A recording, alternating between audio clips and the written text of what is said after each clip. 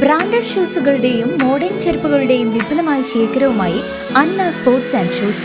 മിതമായ നിരക്കിൽ പാദരക്ഷകളും ബാഗുകളും ലഭിക്കുന്ന ചേലക്കരയുടെ ഏക സ്ഥാപനം Anna sports and shoes, opposite Canara bank, main road, Chelakkara. November 6 മുതൽ 13 വരെ നടന്ന പഴയന്നൂർ ഭഗവതി ക്ഷേത്രത്തിലെ ശ്രീമദ് ഭാഗവത സപ്താഹയജ്ഞം സമാപിച്ചു. തുളസി ബാലകൃഷ്ണൻ വടക്കഞ്ചേരി യജ്ഞാചാര്യനായിരുന്നു. സമാപന ദിനത്തിൽ പരീക്ഷത്തിന്റെ മുക്തി ഉൾപ്പെടെയുള്ള ഭാഗങ്ങൾ പാരായണം ചെയ്തു. പഴയന്നൂർ ഭഗവതി ക്ഷേത്രത്തിൽ നവംബർ 6 വ്യാഴാഴ്ച മുതൽ 13 വരെ നടന്നുവന്ന ശ്രീമദ് ഭാഗവത സപ്താഹയജ്ഞത്തിന് ഇന്ന് സമാപനമായി. തുളസി ബാലകൃഷ്ണൻ വടക്കഞ്ചേരി യജ്ഞാചാര്യനായിരുന്നു. യമുന പഴയന്നൂർ പാരായണത്തിന് നേതൃത്വം നൽകി. ക്ഷേത്ര ഉപദേശക സമിതിയുടെ നേതൃത്വത്തിലാണ് ശ്രീമദ് ഭാഗവത സപ്താഹയജ്ഞം നടത്തിയത്.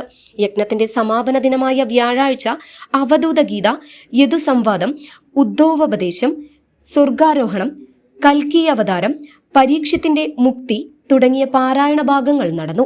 ഭക്തജനങ്ങൾ സപ്താഹയജ്ഞത്തിൽ പങ്കെടുത്തു. ഭജിക്കാം എങ്ങനെയാ?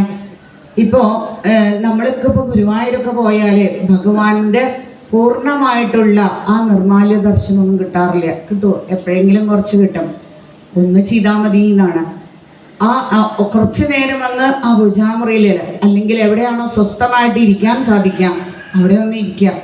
ഇരുന്നിട്ട് ആ തൊഴുകയ്യോടെ കണ്ണടച്ചുകൊണ്ട് ഒന്ന് വിചാരിക്കുക, നമ്മളിപ്പോൾ ഗുരുവായൂരപ്പൻ്റെ മുമ്പിലാണ്. ഗുരുവായൂരപ്പൻ്റെ മുമ്പിലാണ് നിൽക്കുന്നത്. അവിടെ ആ മേശാന്തി ബ്രാഹ്മമുഹൂർത്തത്തിൽ 2:30 മണിയാവുമ്പോൾ ആ മണിയടിക്കണു. ആ ഭഗവാന്റെ നട ഇങ്ങനെ തുറക്കണു. നമ്മൾക്ക് ഭാവനയിൽ കണ്ടൂടെ? ആ നട തുറന്നു കഴിഞ്ഞാലോ തലേ ദിവസം ആ ഭഗവാൻ ഇഷ്ടമുള്ള പോലെ ആ ഭഗവാനെ അണിയിച്ചൊരുക്കിയിട്ടുണ്ടാവും. അതൊക്കെ എടുത്തു മാറ്റണം. ആ നിർമാല്യത്തെ എല്ലാം എടുത്തു മാറ്റണം. എന്നിട്ട് ആദ്യം ശംഖില് വെള്ളമൊഴിച്ച് ആ ശംഖ് തീർത്ഥം ഭഗവാന്റെ ശിരസിൽ ഇങ്ങനെ ഒഴിക്കണം. ഭഗവാനപ്പം ഒന്ന് തണുത്ത പോലെ ഇങ്ങനെ വിറയ്ക്കും എന്നാണ് പറയണത്. എന്നിട്ടോ അപ്പോഴേക്കും ഭഗവാൻ നല്ല വിശപ്പാവും. വേഗം മലർ നിവേദ്യം കൊടുക്കണോ ഭഗവാന്.